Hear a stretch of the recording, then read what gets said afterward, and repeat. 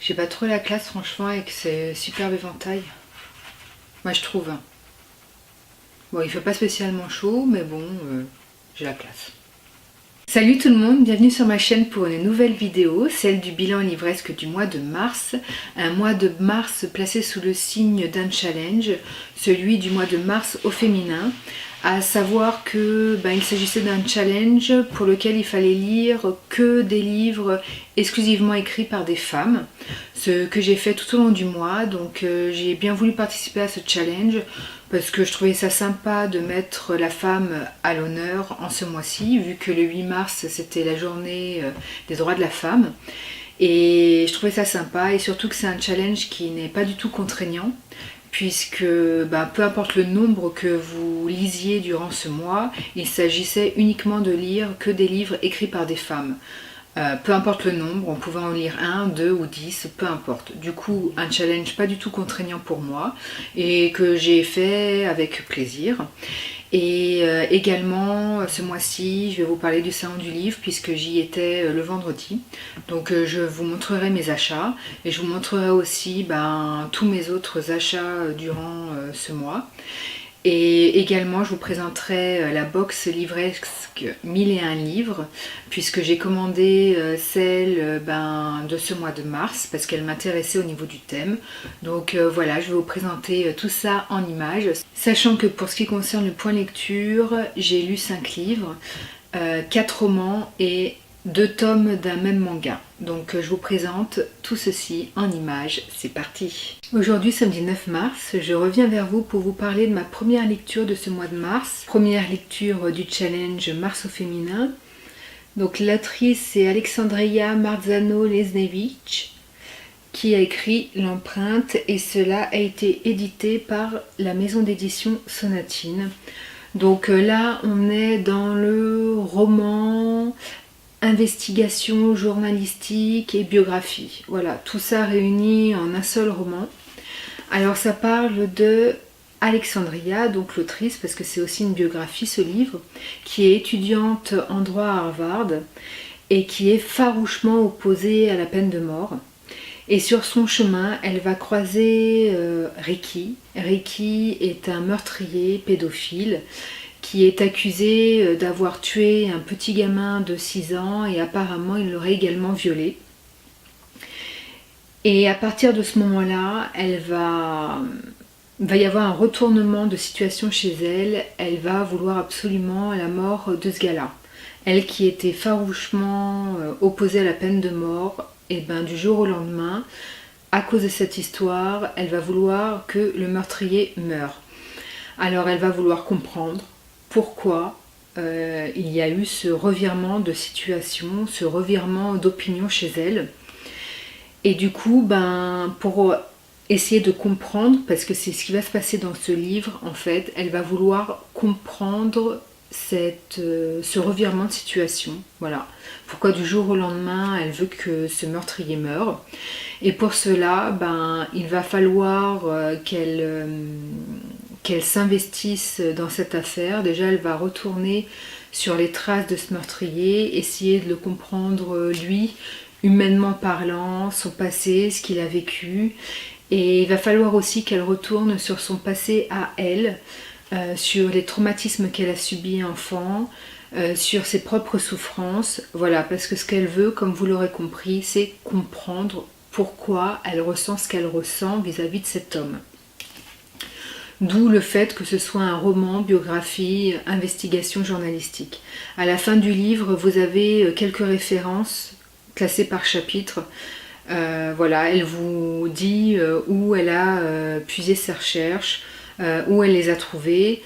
Et voilà, pour appuyer ses dires et pour montrer qu'il y a vraiment eu un vrai travail de recherche et d'investigation.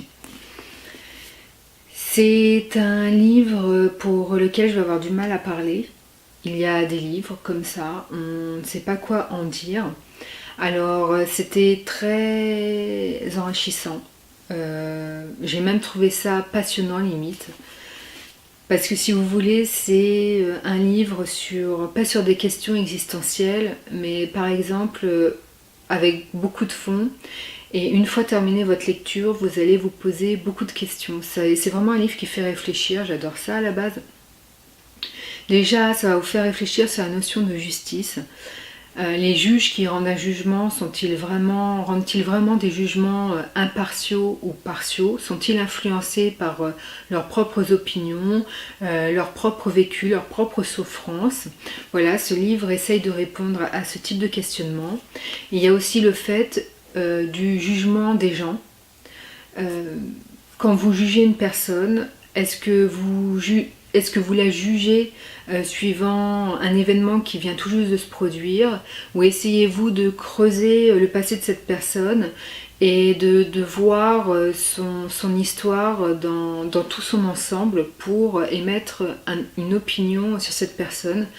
Voilà, je vais éviter de vous en dire plus parce que sinon ça va vous spoiler. Je trouve ça très intéressant, c'était passionnant.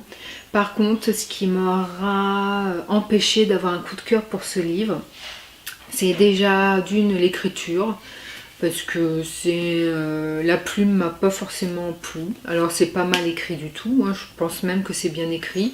C'est juste que voilà, par rapport à mes propres goûts, ça m'a pas convenu. Et également, je l'ai trouvé long. C'est pas un livre que j'ai trouvé haletant. C'est pas un livre où je me suis dit oh, qu'est-ce que je suis pressée de le reprendre, qu'est-ce que je suis pressée de continuer ma lecture parce que là franchement je peux plus le lâcher. Non, je l'ai lu avec plaisir, mais en fait je m'aperçois que si j'ai continué à le lire, c'est parce que j'en ai tellement entendu parler, tellement lu d'avis positifs sur ce livre. Il y a eu beaucoup de coups de cœur. En plus c'est un livre qui a été salué par la presse, qui a été primé, que du coup je me suis dit la fin doit être phénoménale et je vais continuer ma lecture. Mais si j'en avais jamais entendu parler, est-ce que j'aurais continué ma lecture? Je ne sais pas. Le point positif à tout ça, c'est que je suis contente d'avoir été jusqu'au bout parce que ça m'a appris certaines choses, ça m'a élargi l'esprit, j'en sors encore plus grandi intellectuellement, culturellement.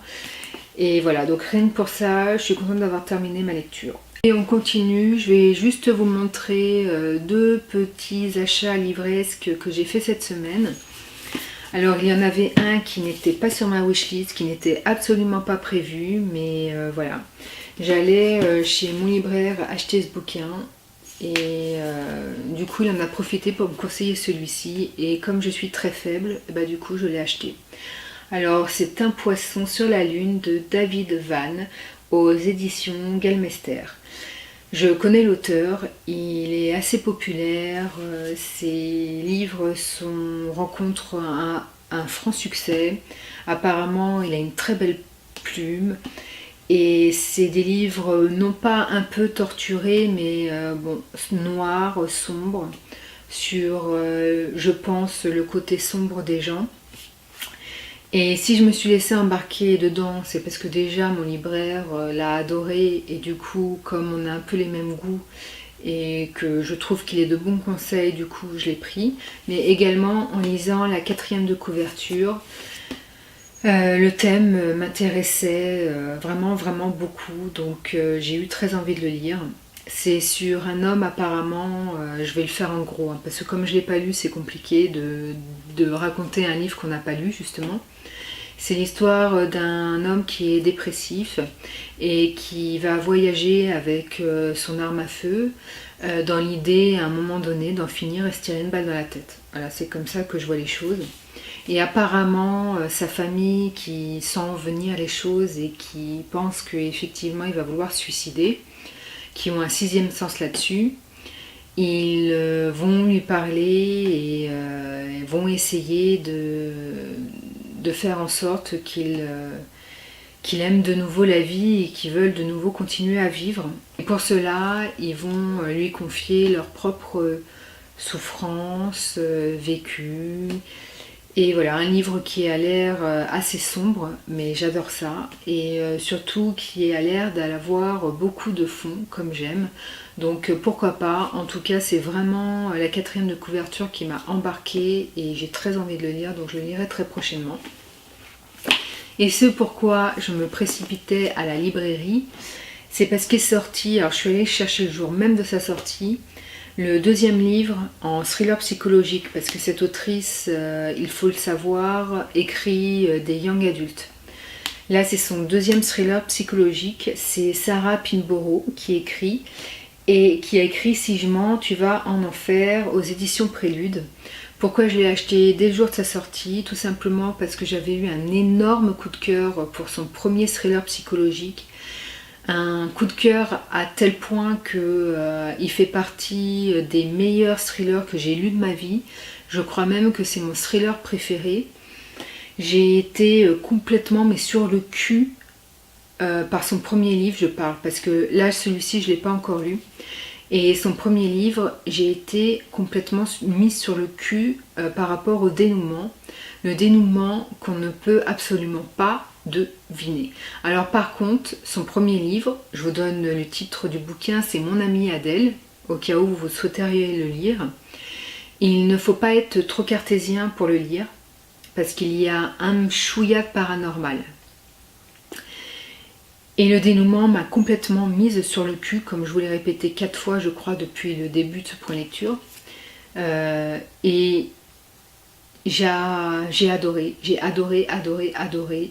C'était une histoire sur un triangle amoureux.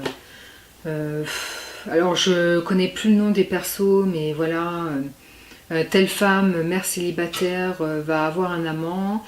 Et en parallèle, sans le savoir, elle va devenir meilleure amie avec la femme de cet amant. Voilà, donc c'est un triangle amoureux. Et toute l'histoire était construite là-dessus. Et vraiment, c'était une construction que j'ai trouvée magistrale. L'autrice maîtrise parfaitement la construction de ses bouquins. Et du coup, quand vous arrivez à la fin, une fin qui est impossible à deviner et qui vous bouleverse complètement, j'y ai pensé des jours et des jours après ma lecture. Voilà. Donc, c'est sans surprise que je me suis précipitée à ma librairie pour acheter le deuxième. J'arrive, j'ai à peine la main sur ce livre et mon libraire qui me fait « Ah mais il est encore mieux que le premier !» Parce que mon libraire avait lu déjà le premier volume. C'est pas une suite, hein, mais son premier livre. Je fais « Mais je lui réponds, c'est possible que celui-ci soit meilleur que le premier ?» Ah oui, c'est possible, c'est possible. C'est beaucoup plus réaliste et apparemment dans celui-ci, il n'y a pas de côté paranormal.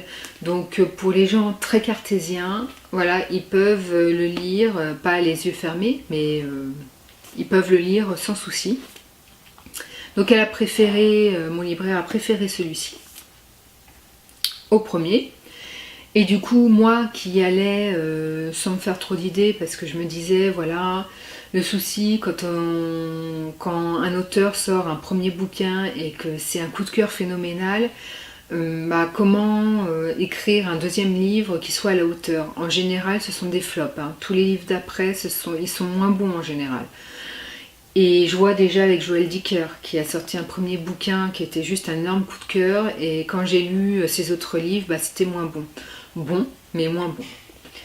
Et voilà, du coup, j'ai pas pu m'en empêcher, je l'ai commencé. Donc j'ai bouleversé ma pile à lire du mois de mars que je m'étais construite pour ce mois du mois de mars au féminin. Et voilà, j'ai lu 25 pages, je l'aurai fini cette semaine et j'ai vraiment hâte de le finir. Salut, aujourd'hui lundi 18 mars, je reviens vers vous pour un point lecture, mais pas que. Je vais aussi vous parler du salon du livre où j'ai été vendredi 15 mars. J'ai fait quelques petites emplettes comme vous vous en doutez, je vais vous montrer tout ça en images. On commence par le livre que j'ai lu, alors c'est le deuxième roman que je lis dans le cadre du challenge Mars au féminin, donc le deuxième livre écrit par une autrice que je lis. C'est une grosse déception.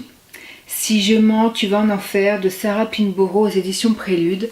Comme je vous l'ai dit plus avant dans cette vidéo, j'en attendais beaucoup de ce bouquin parce que j'avais eu un énorme coup de cœur pour son premier, Mon amie Adèle. Et bon, comme fallait s'en douter, malgré les avis dithyrambiques que j'ai commencé à lire sur la blogosphère, c'est une déception. Je l'ai trouvé moins bien construit que son premier roman. Et notamment, il y a eu un fait que j'ai trouvé pas du tout crédible. Donc pour certains, peut-être que ça va passer, je peux pas vous en parler parce que sinon, clairement, je vais vous spoiler. Mais c'est pas un événement qui est crédible pour moi. Alors peut-être que pour vous ça peut l'être, mais pour moi ça ne l'est pas et ça ne passe pas. Je suis très terre à terre et j'aime vraiment les récits très réalistes. Alors vous allez me dire, oui mais Carole, mon amie Adèle, son premier bouquin, c'était pas franchement très réaliste. Oui, parce qu'il y avait une petite dose de paranormal dans ce premier bouquin. Alors voilà, pour l'aimer, évidemment, faut pas être trop cartésien, etc. Moi, je ne suis pas non plus à un degré super élevé. Je crois aux esprits, donc bon, je suis pas non plus super cartésienne. Hein. Mais c'était tellement bien construit, et puis surtout la fin avait été tellement bluffante, je ne l'ai absolument pas vu venir cette fin. C'était vraiment une construction implacable, que franchement, ça avait été un énormissime coup de cœur. Là, c'était prévisible. À part un rebondissement au milieu de livre qui m'a pas mal étonnée, bah après plus rien et j'ai vu les ficelles à des kilomètres arriver. Et voilà, du coup c'est une déception pour moi et comme je vous l'ai dit, le fait pas très crédible, il y a un événement pas très crédible. Pour le reste, bon, certains vont dire que c'est un peu tiré par les cheveux, parce que c'est un peu un roman, un récit à l'américaine on va dire, voilà, qui pourrait être adapté en film. Hein. C'est dommage parce que c'était vraiment super bien parti. En plus, ça fait vraiment son job de thriller parce que c'est super prenant. J'ai pas pu lâcher le livre. Alors évidemment, j'étais influencée par le premier bouquin et j'étais tellement persuadée d'avoir un dénouement comme dans le premier récit que forcément j'ai été influencée et évidemment ça a rendu le livre complètement prenant. Voilà. Il l'est même pour ceux qui n'ont pas lu son premier bouquin. Voilà, donc je pense que c'est un thriller psychologique qui est destiné aux gens qui lisent occasionnellement du thriller, qui n'en lisent pas tout le temps, parce que du coup vous pourriez être surpris comme vous en lisez pas souvent. Mais moi j'ai vu les ficelles à des kilomètres, donc du coup la sauce n'a pas pris pour ce qui me concerne. Voilà. Pour ce qui est de l'histoire, on est un peu dans toujours un triangle. Dans Mon amie Adèle, on était dans un triangle amoureux. Ouais, là on peut dire quelque part que c'est un petit triangle amoureux. En tout cas, c'est un triangle. Vous avez Ava, qui est une adolescente qui adore sa maman, avec qui elle a de très bonnes relations. Vous avez la maman qui est Lisa, qui a été brisée par un passé mais qu'on ne connaît pas, qu'on va savoir, qu'on va apprendre à connaître au fur et à mesure du livre. Voilà, mais en début de livre, le passé de Lisa, vous ne le connaissez pas, mais on sent que ce passé l'a complètement brisé et on sent qu'elle repart de zéro, cette dame. Donc elle vit seule avec sa fille Ava. Et vous avez une troisième personne qui est la meilleure amie de Lisa. Voilà. Et cette meilleure amie aussi a quelques soucis qu'on ne connaît pas et qui nous seront dévoilés au fur et à mesure de notre lecture. Et ce qui va se passer, c'est que en début de récit, Ava, la fille de Lisa, va sauver un petit garçon de la noyade et du coup va devenir localement célèbre. Et la vie de ces trois femmes va donc basculer du jour au lendemain, à partir du moment où elles vont être mises sur le devant de la scène. Voilà. Donc ça c'est l'histoire du bouquin. Donc comme je vous l'ai dit, destiné aux gens qui aiment le thriller mais qui en lisent qu'occasionnellement, parce que je pense que si vous êtes de profonds amateurs de thriller, que vous en lisez régulièrement, vous risquez de voir venir les ficelles à des kilomètres. Voilà. Donc pour moi, ça aurait été une grosse déception. Alors je pense pas que les livres soient mauvais du tout, loin de là, mais pour moi c'est une grosse déception car comme je vous l'ai dit, j'en espérais énormément du fait d'avoir éprouvé un énorme coup de cœur pour Mon amie Adèle. Et du coup j'en espérais énormément, donc forcément la déception en a été que plus grande. Et maintenant, essayons de parler peu mais bien. Je vais vous montrer, comme vous le voyez, tous mes achats au salon du livre. Donc bon, ça aurait pu être pire. Je me suis arrêtée au niveau des achats quand j'ai considéré que ce que je portais sur l'épaule devenait considérablement lourd. Et je me suis dit quand même que pour éviter la sciatique, j'allais m'arrêter là au niveau des achats, mais franchement j'aurais bien continué, j'avais encore quelques titres à acheter. Ouais, j'irai chez mon libraire et voilà, il sera content.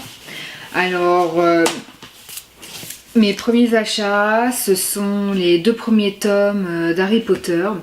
Alors, comme des millions de gens, je suis une grande amatrice d'Harry Potter. J'adore les livres et les films, mais j'aime particulièrement les livres que je trouve beaucoup plus complets et voilà, beaucoup plus détaillés. Et c'est d'ailleurs la seule saga que j'ai lue d'une traite, parce que je lis des sagas, mais j'ai toujours besoin d'une pause entre 2 volumes de plusieurs mois pour pas me lasser et parce que j'ai envie de lire plein de choses.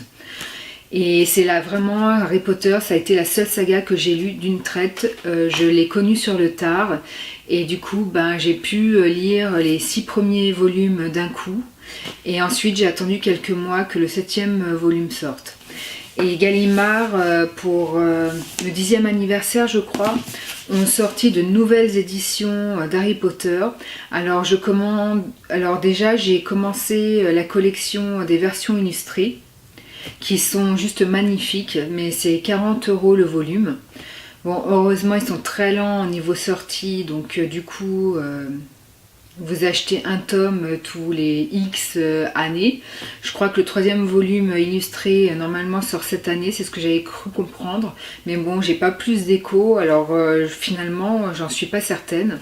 En tout état de cause, là vous avez les 2 premiers volumes dans la nouvelle édition Gallimard qui sont sortis. J'ai choisi la maison Poufsouffle parce qu'en fait, pour ceux qui ne savent pas, il faut savoir que Gallimard a sorti les volumes correspondant à chaque maison.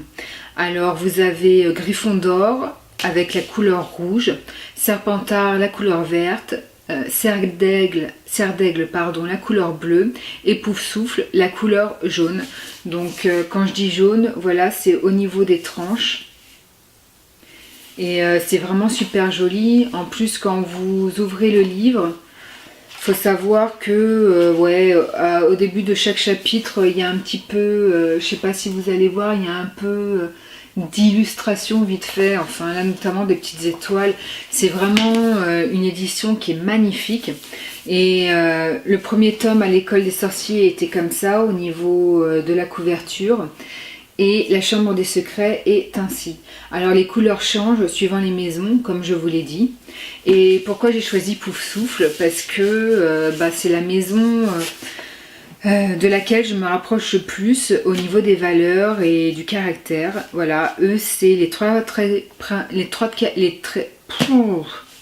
1, 2. Les traits de caractère principaux de la maison Poufsouffle sont le dévouement, la patience et la loyauté. Et la loyauté m'a sauté aux yeux parce que c'est un trait de caractère fondamental qui m'est cher et que je considère avoir, notamment vis-à-vis surtout des amis. Et du coup voilà, mon cœur s'est dirigé automatiquement vers Poufsouffle. J'avais déjà fait les tests sur internet pour savoir à quelle maison j'appartenais. Et soit on me disait que j'appartenais à toutes les maisons, soit on me disait que j'appartenais à Poufsouffle. Donc voilà, s'il faut faire un choix, c'est Poufsouffle.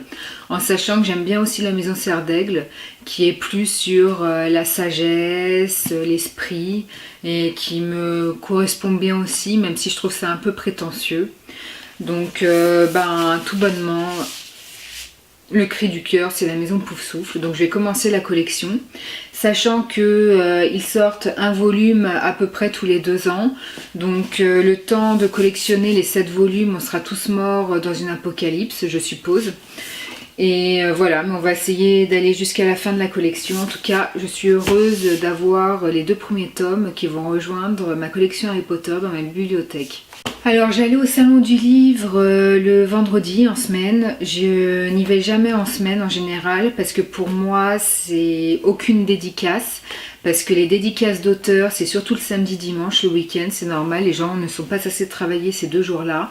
Du coup, tous les auteurs sont présents au salon à ce moment-là pour dédicacer leurs livres. Ce qui est très très frustrant pour les gens qui ne peuvent pas y aller le week-end. Comme moi, j'avais les 40 ans de mon conjoint à préparer et du coup, je ne pouvais y aller que le vendredi. vendredi.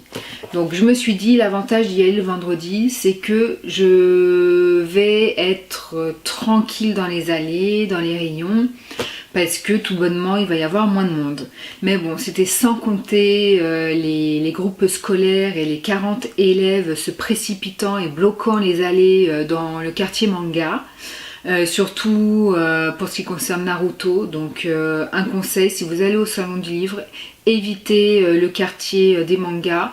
Si vous devez vraiment aller dans le quartier des mangas, évitez la maison d'édition de Naruto. C'est un conseil, hein, parce que sinon vous accéderez jamais au stand, hein, c'est juste pas possible. Une autre chose à éviter au salon du livre, c'est Gallimard jeunesse et la section Harry Potter. Parce que quand j'ai voulu acheter les 2 premiers volumes de la nouvelle édition Gallimard, j'ai mis un peu de temps, parce que déjà il y avait un monde fou aux caisses, et il y avait tous les petits jeunes de primaire, collège qui voulaient leur édition d'Harry Potter. C'est mignon, hein, mais ça m'a saoulée. Je suis pas une fan de la foule. Voilà. Bref, j'ai quand même réussi à avoir mes éditions d'Harry Potter.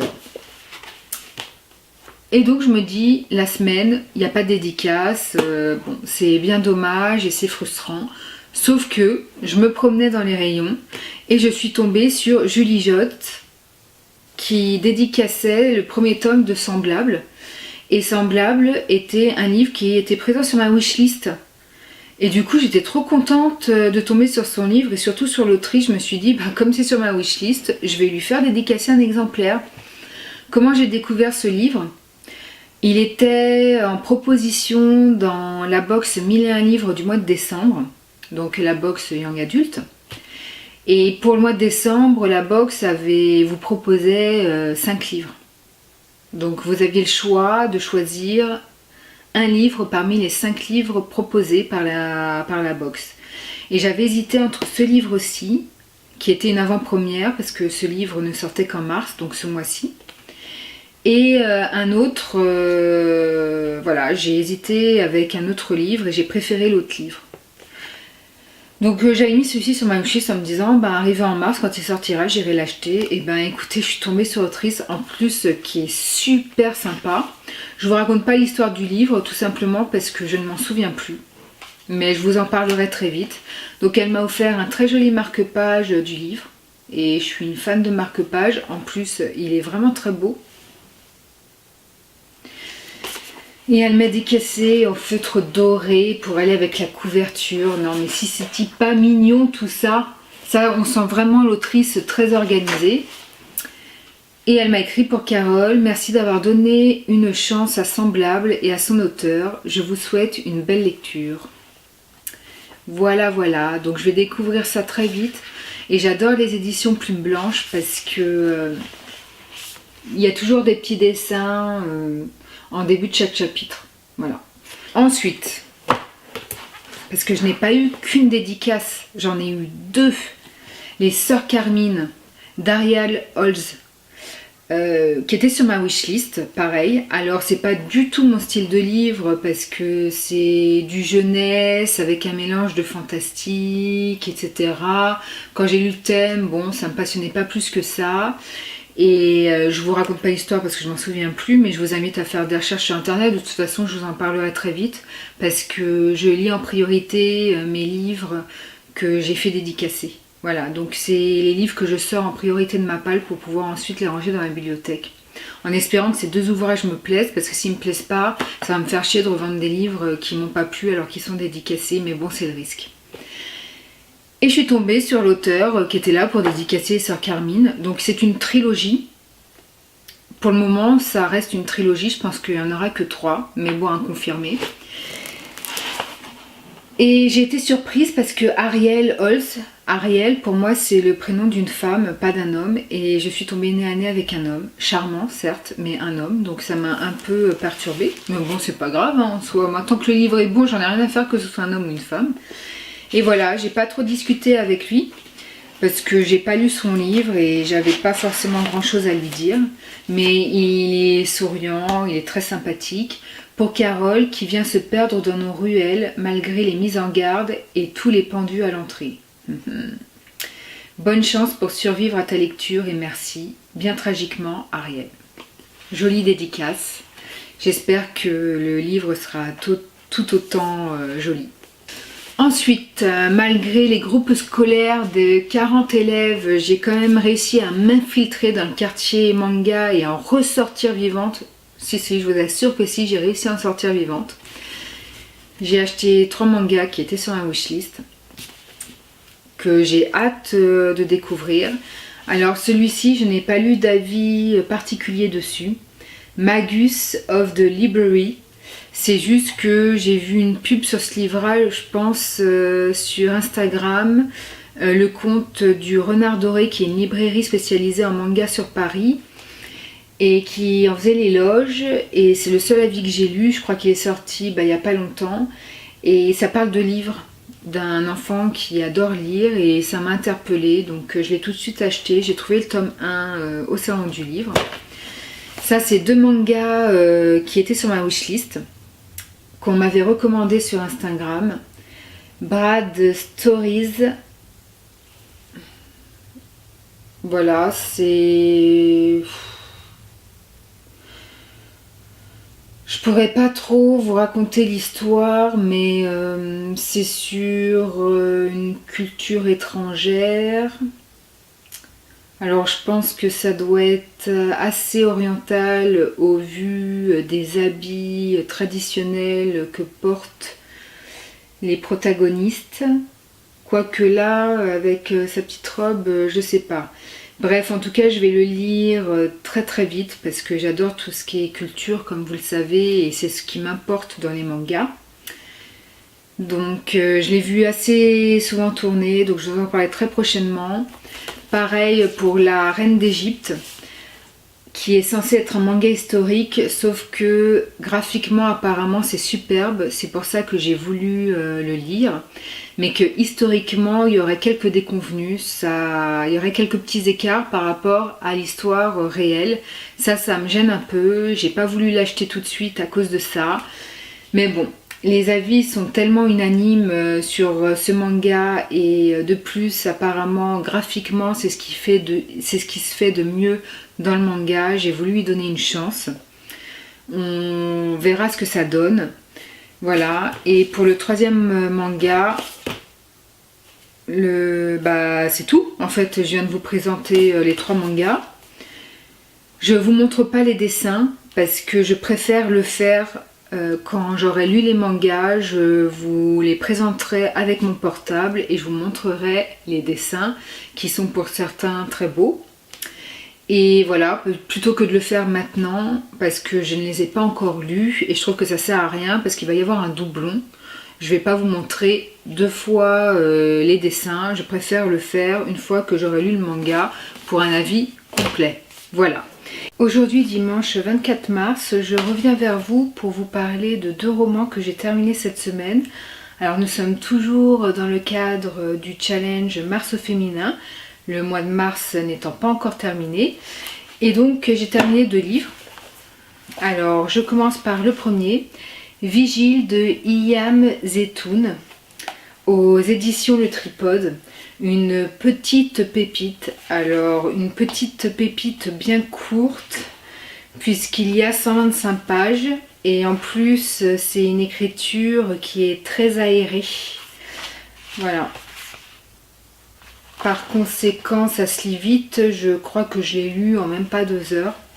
Mais c'est vraiment une petite pépite, ça raconte l'histoire d'une femme qui va devoir faire face à la terreur de perdre son mari qui une nuit va être victime d'un infarctus, voilà, et qui va finir à l'hôpital dans un coma artificiel.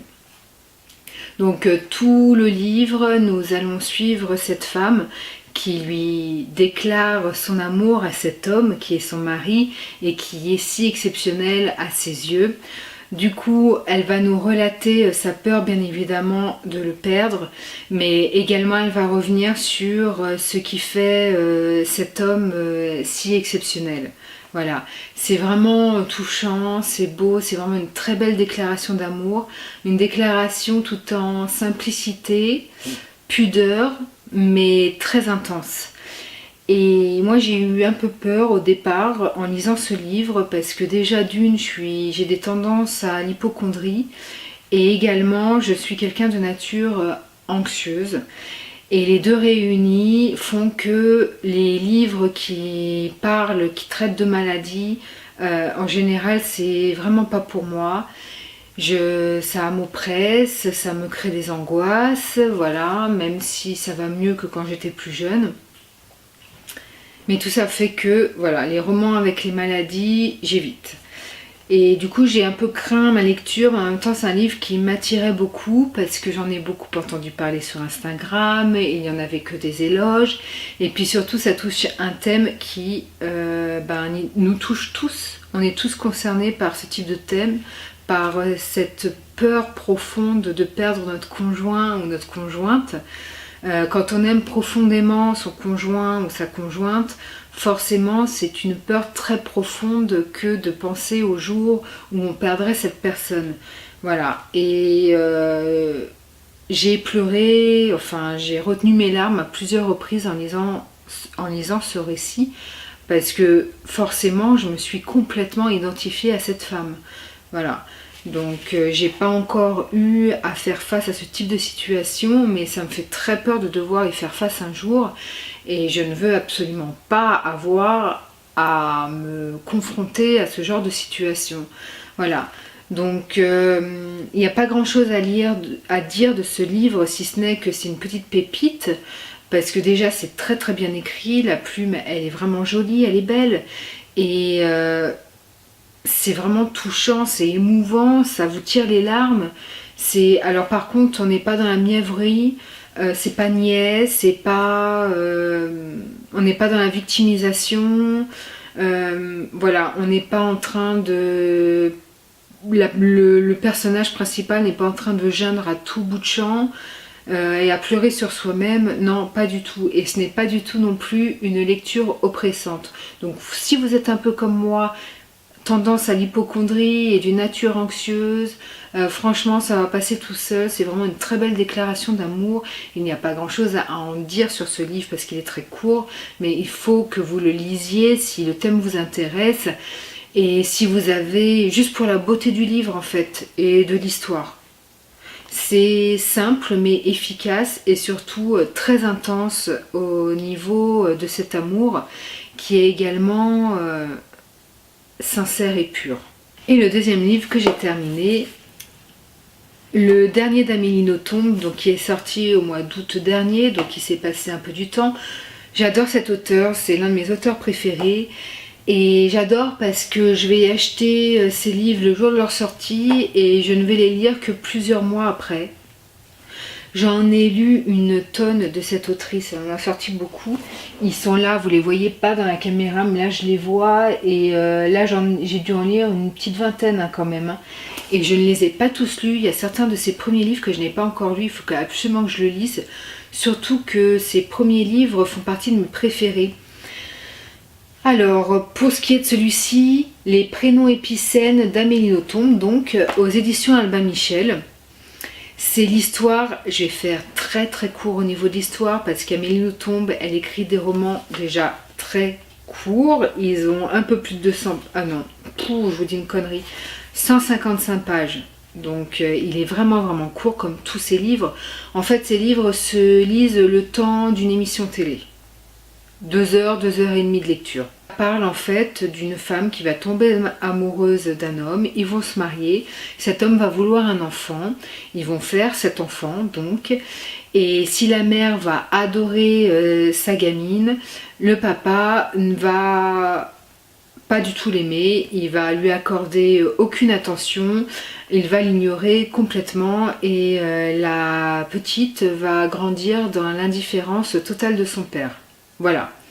Je peux pas en dire plus parce que pour ceux qui connaissent Amélie Nothomb, vous savez que elle a des histoires, elle écrit des histoires bien particulières avec une plume bien à elle, une identité propre et forcément ces histoires, non pas qu'elles partent dans tous les sens, mais c'est toujours un dénouement, un récit auquel vous ne vous attendez absolument pas. C'est vraiment du Amélie Nothomb tout craché.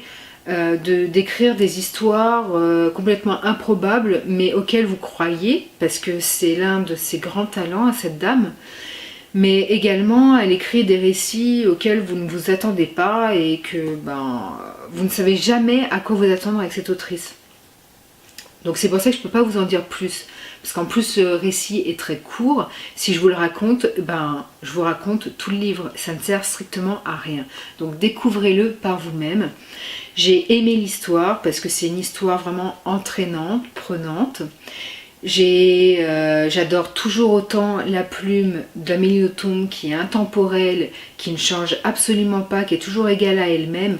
C'est une plume qui est magnifique. Pour moi, cette femme, elle fait vraiment partie des génies de la littérature.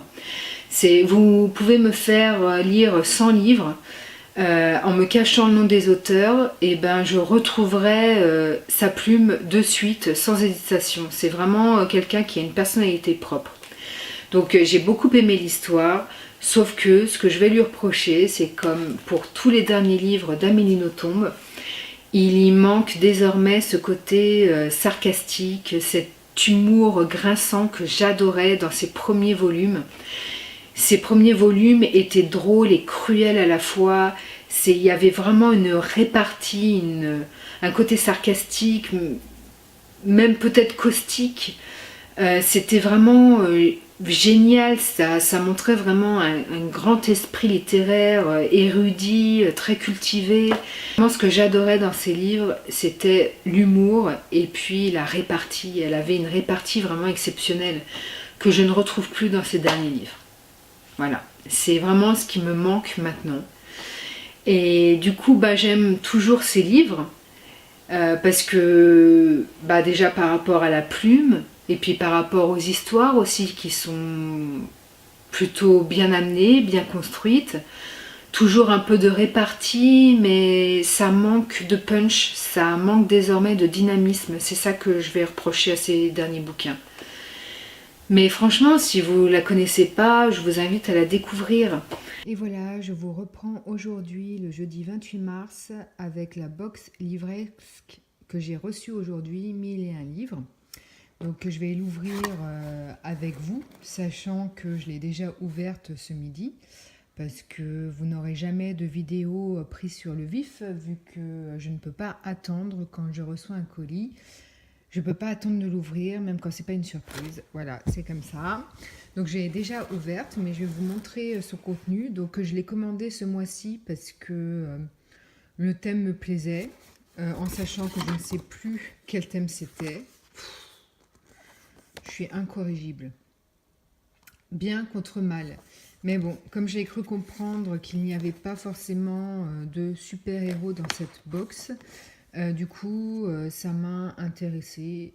Voilà, parce que je n'aime pas trop les livres d'aventure dans le young adulte.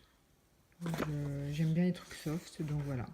Donc le petit facsimilé, comme chaque mois, vous indiquant ce qu'il y a dans la box, le livre et puis les goodies. Pour les goodies, un sac Kaba aux couleurs du Seigneur des Anneaux. Alors vous voyez, c'est un grand sac. Donc tiré du silence, n'importe quoi, moi, faut que j'aille me coucher. Du Seigneur des Anneaux, avec une citation tirée du livre qui indique « Même la plus petite personne peut changer le cours de l'avenir ». Voilà, signé J.R.R. Tolkien.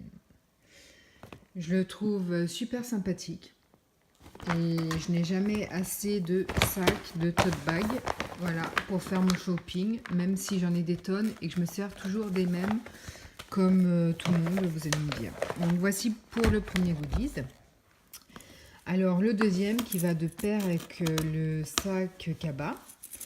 Sur le moment, alors je prends d'une main parce que je tiens le téléphone de l'autre. Sur le moment, je ne savais pas du tout ce que c'était. Je me disais mais qu'est-ce que c'est que ce goodies de merde? Pour parler franchement, il va me servir à strictement rien. Et en fait, il s'avère, et il y en a plein en plus. Merde, je les ai perdus. Bon, c'est pas grave, je les ramasserai plus tard. Il s'avère en fait que, toujours tirés du Seigneur des Anneaux, ce sont des jetons de caddie. Et moi, je mets des pièces dans le caddie tous les samedis en faisant mes courses. Et là, je suis contente d'avoir des jetons. Voilà, même si je n'aime pas le Seigneur des Anneaux, enfin, j'ai abandonné le livre aux trois quarts. Parce que des petits hobbits courant dans la forêt tout le livre, ça m'intéressait pas plus que ça. Bon, c'est une histoire de goût, hein, je pense que c'est génial, c'est juste que ça correspondait pas à ce que j'aime lire. Donc je suis super contente. Voilà, du coup, bah, je vais en mettre dans ma voiture, dans celui de mon chéri. Et c'est parti pour une petite course avec les super jetons de caddie. Tirés d'Harry Potter maintenant, ce sont des cartes. Alors, je ne sais pas exactement à quoi elles servent.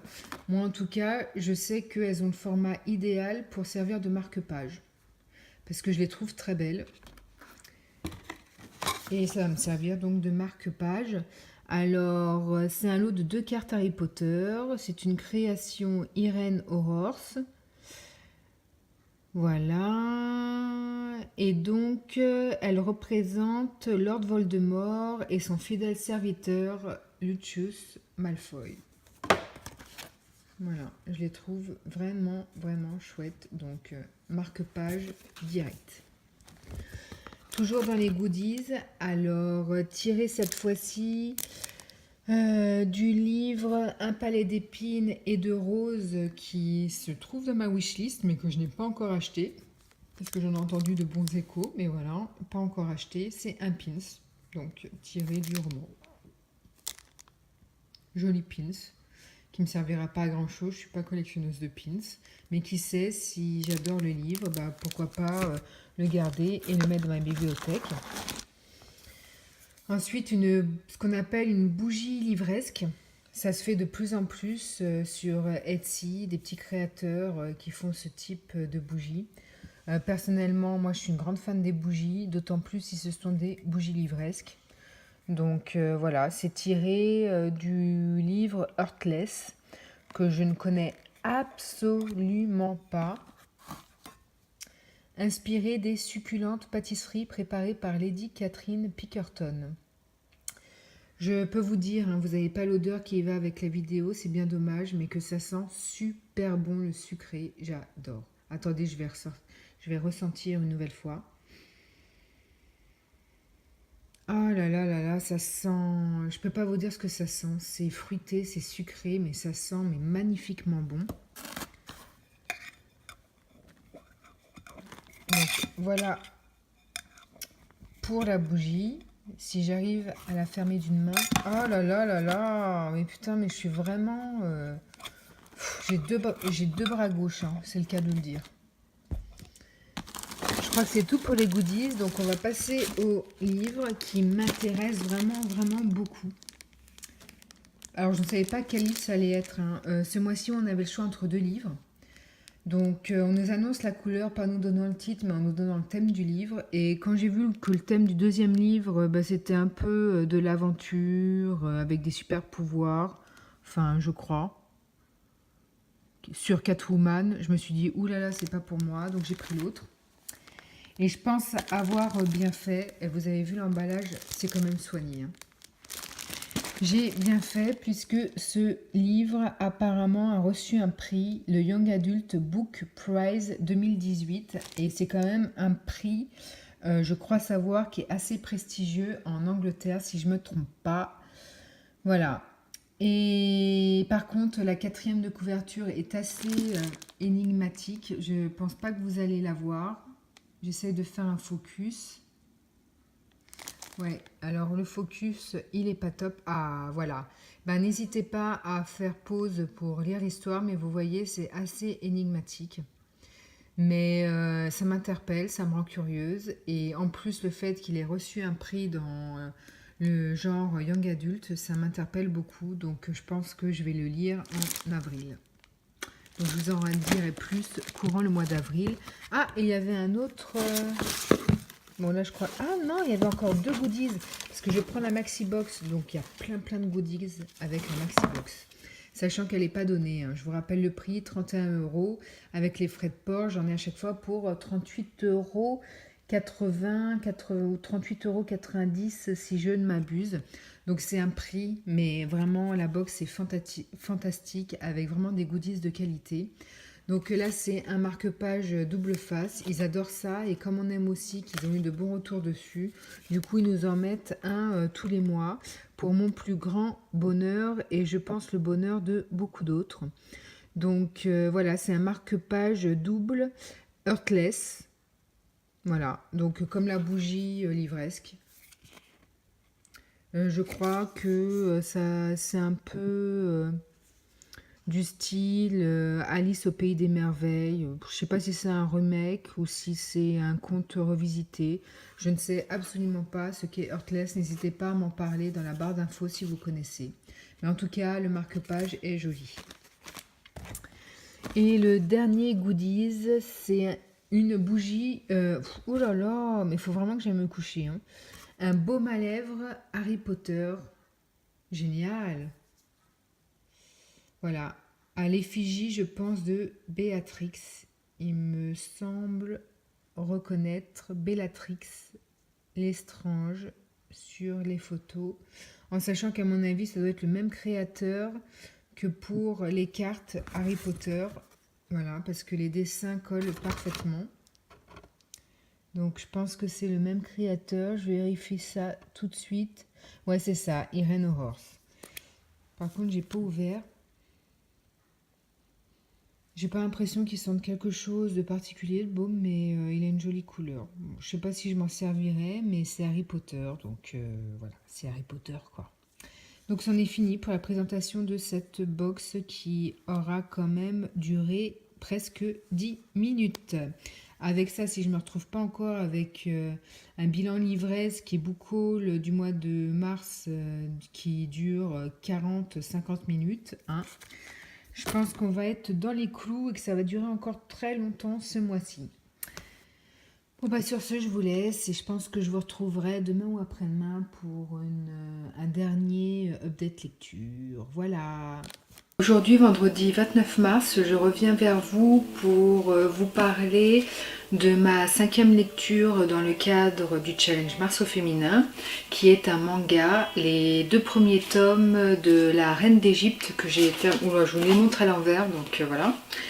Donc les 2 premiers tomes de la Reine d'Égypte, qui est un manga écrit par une femme, donc qui rentre dans le cadre de ce challenge, sachant que je ne savais pas qu'il existait des mangakas féminines. Je ne pensais que les mangakas étaient exclusivement réservés aux hommes. Voilà, j'ai adoré ce manga qui pour le moment est sorti en 5 volumes.